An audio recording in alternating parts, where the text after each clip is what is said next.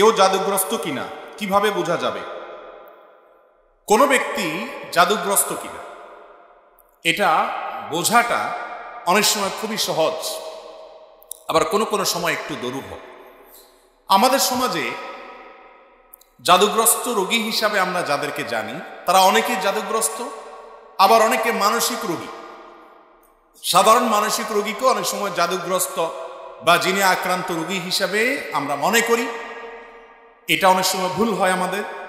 তো এই জন্য জাদুগ্রস্ত রোগীর কিছু আলামত আছে, সে আলামতগুলো দেখে আমরা নিরূপণ করতে পারি কোন ব্যক্তিকে জাদু করা হয়েছে, অর্থাৎ ব্ল্যাক ম্যাজিক করা হয়েছে। এর আগে বলে রাখি যে ব্ল্যাক ম্যাজিক যে করে আর যে করায় পয়সা দিয়ে, এই উভয় ব্যক্তি শুধু কাবিরা গুনাহকারী নয়, বরং এই জাদুর কাজ যে ব্যক্তি করে, জাদুকর বা ব্ল্যাক ম্যাজিশিয়ান যে ব্যক্তি ব্ল্যাক ম্যাজিক করে মানুষের ক্ষতি করে, ইসলামী শরিয়ার দৃষ্টিকোণ থেকে সবচাইতে জঘন্য শাস্তির মুখোমুখি সে ব্যক্তি হবে। মৃত্যুদণ্ডের শাস্তি ইসলামী আদালত তাকে দিবে। এটাই হলো ইসলামী শরিয়ার বিধান। এত জঘন্য অপরাধ। আর জাদুর বাস্তবতা, এটাকে আমাদের অনেক তথাকথিত বিজ্ঞান মনস্ক ভাইয়েরা অস্বীকার করেন। তারা বলে অলৌকিক বলতে কোনো কিছু নাই, তারা অলৌকিকতাকে অস্বীকার করে। আমার মনে হয় এই একটা পয়েন্টে যদি একজন মানুষ নির্মোহভাবে নিরপেক্ষভাবে একটু যাচাই করার চেষ্টা করেন যে আসলে জাদু বলতে কোনো কিছু আছে কি, বা জেনে ধরা রোগী বা জিনের উপদ্রব বলতে কোনো কিছু আছে কি, একটু যদি অনুসন্ধান করা হয় এবং সেটা যদি ইনসাফের সাথে করা হয়, নির্মোহভাবে করা হয়, আমার তো মনে হয় এই যুগে আল্লাহর কোরআনের প্রতি ঈমান আনার জন্য আর কিচ্ছু দরকার নাই, এই একটা পয়েন্টই যথেষ্ট। কারণ অনেক জিনে ধরা রোগী আছে, যেই জিনে ধরা রোগীদের পুরো অবস্থা যদি পর্যবেক্ষণ করেন আপনি, তাদের মধ্যে যে সমস্যা আছে সেই সমস্যাটা যে অলৌকিক, সেই সমস্যাটা যে কোনো লৌকিক সমস্যা না, সেই সমস্যাটা যে সাধারণ কোনো সমস্যা না, অসুখ না, এটা বোঝার জন্য আপনার পণ্ডিত হওয়া লাগবে না, বেশি সময় অপেক্ষাও করা লাগবে না। যারা জিনের রোগী দেখেছেন এবং জিনের উপদ্রব যাদের বাসা বাড়িতে হয়েছে, স্বচক্ষে দেখার সুযোগ পেয়েছেন, তাদের কাছে এটা দিনের আলোর মতো পরিষ্কার। এবং এরকম বহু দৃশ্য দেখার সুযোগ আমার হয়েছে। আল্লাহ রাব্বুল আলামিন কোরআনে কারিমে সূরা জিনের মধ্যে জিন জাতির অস্তিত্বের কথা বলেছেন। আমাদের তথাকথিত বিজ্ঞান মনস্ক ভাইয়েরা, বোনেরা, অনেক নাস্তিক বন্ধুরা তারা জিনের অস্তিত্বকে স্বীকার করে না, অথচ জিনের উপদ্রব যে বাসা বাড়িতে হয়েছে তারা জানে জিন আছে না নাই, তার উপদ্রব দেখে অনুমান করতে পারে, নিশ্চিত হতে পারে তারা। আমি ব্যক্তিগতভাবে এরকম কয়েকটা ঘটনার কথা জানি যে বাসায় মেয়েরা হয়তো কোনো তরকারি কেটে, ধরুন কুমড়া কেটে ফালি করে রেখেছে, তাকিয়ে দেখে ফালিটা নাই, নিয়ে গেছে। কে নিয়ে গেছে? আমার কোনো বিজ্ঞান মনস্ক ভাই এটার কোনো ব্যাখ্যা দাঁড় করাতে পারবেন না। ফ্রিজ থেকে ডিম এনে ড্রয়িং রুমে মাঝখানে ছেড়ে দিস, কে ফেলেছে? কোনো ব্যাখ্যা বিজ্ঞান মনস্ক ভাইরা বের করতে পারবেন। এবং হয়তো যিনি কোনো ব্যক্তির উপরে আক্রমণ করেছে, তার উপরে সওয়ার হয়ে বসেছে, এই ব্যক্তি তাকে নিয়ে গাছের ডালে নিয়ে গেছে। এ ধরনের ঘটনাগুলো আমাদের চোখের সামনে অনেকবার ঘটেছে। এবং জাদুগ্রস্ত রোগীর বিষয়টা আরো পরিষ্কার। বিশেষ করে কোনো ব্যক্তি যখন জাদুগ্রস্ত হয়, জাদুর অনেক প্রকার আছে, এক একজনকে এক একভাবে জাদু করা হয়। নারীর উপরে অনেক সময় ভিন্ন ধরনের জাদু করা হয়, পুরুষদের উপরে ভিন্নভাবে জাদু করা হয়। এই জাদু কারোর উপরে করা হয়েছে কিনা এটা বোঝার জন্য একটা মৌলিক আলামত হলো জাদুগ্রস্ত ব্যক্তি কোরআনে কারিমের তেলাওয়াত সহ্য করতে পারে না, কোরআনের তেলাওয়াত সহ্য করতে পারে না। গত বোধহয় কয়েক সপ্তাহ আগে আমার বাসায় এরকম একজন রোগীকে এক ভদ্রলোক নিয়ে আসলেন, এনে বললেন, ভাই এই লোকটাকে কেউ বা কারা জাদু করেছে, ব্ল্যাক ম্যাজিক করেছে। এবং তার আলামত হিসেবে তারা বললেন যে এ আজানের আওয়াজ শুনলে পাগলের মতো ছটফট করে, সে টিকতে পারে না, এবং কোরআনে কারিমের তেলাওয়াত সে শুনতেই পারে। আমার চোখের সামনে তার সঙ্গে যখন কথা হচ্ছিল, কোরআনে কারিমের তেলাওয়াত শুনে তার শরীরে আমি নিজে চোখের সামনে দেখলাম যে তার পাওগুলো, আঙ্গুলগুলো এরকম সব বাঁকা হয়ে যাচ্ছে, পুরা শরীর কোকড়ায় বোকড়ায় যাচ্ছে ভয়ঙ্কর ভাবে। আমার বিজ্ঞান মনস্ক ভাইয়েরা, কোরআন তেলাওয়াতের সময় কেন এমন হয়? তেলাওয়াত শেষ আবার সে স্বাভাবিক, এটার কোনো ব্যাখ্যা কিয়ামত পর্যন্ত হয়তো দাঁড় করাতে পারবেন না। এই জাদুর অস্তিত্বকে অস্বীকার করার কোনো সুযোগ নেই। কোরআনে কারীমে আল্লাহ রাব্বুল আলামিন জাদুর অস্তিত্বের কথা উল্লেখ করেছেন, জিনের উপদ্রব হয় সে কথা আল্লাহ তাআলা কোরআনে উল্লেখ করেছেন। এই জন্য কোনো ব্যক্তি জাদুগ্রস্ত কিনা এটা বোঝার জন্য একটা মৌলিক আলামত হলো কোরআনে কারীমের তেলাওয়াত সাধারণত জাদুগ্রস্ত রোগী সহ্য করতে পারে না এবং অস্থির হয়ে যায়, কখনো শরীর ফুলে ওঠে, কখনো ছটফট করে, কখনো সে তেলাওয়াত বন্ধ করার জন্য তার যত জোর আছে তত জোর দিয়ে চেষ্টা করে। আমার পরিচিত অনেক মানুষ আছে এমন যাদের কথা জানি আমরা, কোরআন তেলাওয়াত তারা সহ্য করতে পারে। এটা একটা আলামত যে লোকটাকে ব্ল্যাক ম্যাজিক করা হয়েছে।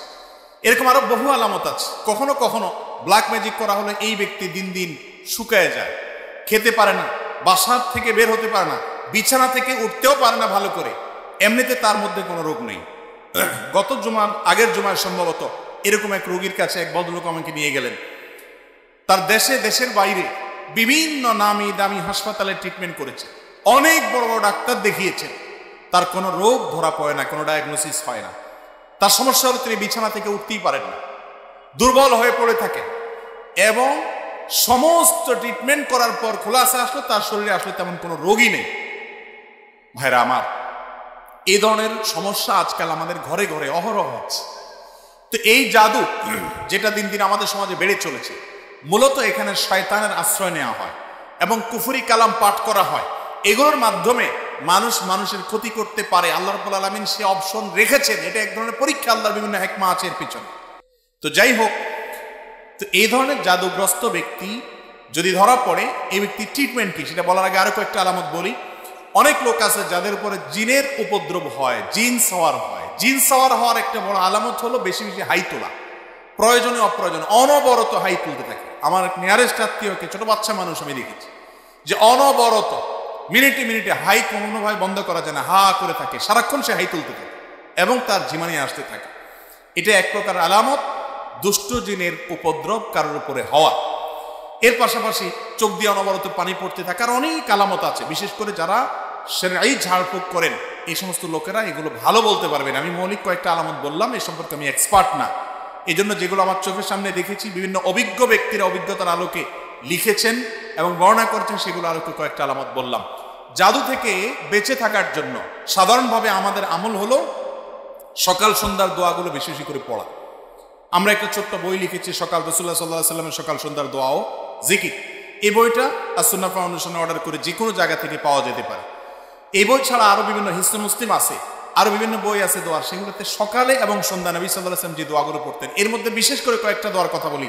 নাম্বার 1, সূরা ইখলাস কুল হুয়াল্লাহ সূরা 3 বার, সূরা ফালাক 3 বার, সূরা নাস 3 বার সকালে, আবার সন্ধ্যায় 3 বার করে আসর থেকে আসরের পরে বা মাগরিবের পরে পড়বেন। আরেকটা দোয়া হলো আউযু বিকালিমাতিল্লাহি তাম্মা ওয়া মিন শাররি কুল্লি শাইতানিন ওয়া হাম্মা ওয়া মিন কুল্লি আইনিন লাম্মা। এটা বেশি বেশি করে পড়া। এর মাধ্যমেও ব্ল্যাক ম্যাজিক এবং দুষ্টজিনের উপদ্রব থেকে বাঁচা যায়। এছাড়া দুষ্টজিনের উপদ্রব থেকে বাঁচার জন্য আলাদা অনেকগুলো আমল আছে। একটা ভিডিওতে আমরা বলেছি 15টি আমল আছে। বাসা বাড়িতে সাধারণত টয়লেটে এদের অবস্থানটা বেশি থাকে, পেশাব ময়লা ইত্যাদি বেশি থাকলে সেখানে থাকে, এবং নানা রকমের প্রাণীর ছবি ইত্যাদি টাঙানো থাকলে সেখানেও হয়, আরো অনেক কারণে হয়। এগুলো থেকে বাঁচার জন্য বাসায় প্রবেশের সঙ্গে বিসমিল্লাহ বলে প্রবেশ, আবার বের হওয়ার সময় বিসমিল্লাহ বলে বের হওয়া, এগুলো হলো এদের উপদ্রব থেকে বাঁচার উপায়। খাবার গ্রহণ করার সময় বিসমিল্লাহ এবং যে কোনো ভালো কাজের শুরুতে বিসমিল্লাহ। এরকম আরো অনেক আমল আছে। এই আমলগুলোর মাধ্যমে বিশেষ করে জাদু থেকে বাঁচার জন্য সূরা ফালাক নাস নাজিল হয়েছে। আমাদের স্বয়ং নবী করিম সাল্লাল্লাহু আলাইহি সাল্লাম তাকে একজন ইহুদি, তার নাম ছিল লাবিদ ইবনে আসম, এই দুষ্ট লোকটা জাদু করেছে। নবী সাল্লাল্লাহু আলাইহি সাল্লাম অসুস্থ হয়ে পড়েছেন, এমন অসুস্থতা যে কোনো ডাক্তারের ট্রিটমেন্টে কোনো উপকার হচ্ছে না, কোনোভাবে কোনো রোগ ধরা পড়ছে না। পরবর্তীতে আল্লাহ রাব্বুল আলামিন দুজন ফেরেশতা পাঠালেন। তারা দুজনের একজন তার পায়ের কাছে, একজন মাথার কাছে দাঁড়িয়ে একজন অপরজনকে জিজ্ঞাসা করছেন লোকটার কি হয়েছে। তখন অপরজন জবাবে বলছেন তাকে জাদু করা হয়েছে, সাধারণ কোনো রোগ না। তখন জিজ্ঞেস করলেন যে কে জাদু করেছে, বললে অমুক জাদু করেছে নাম সহকারে।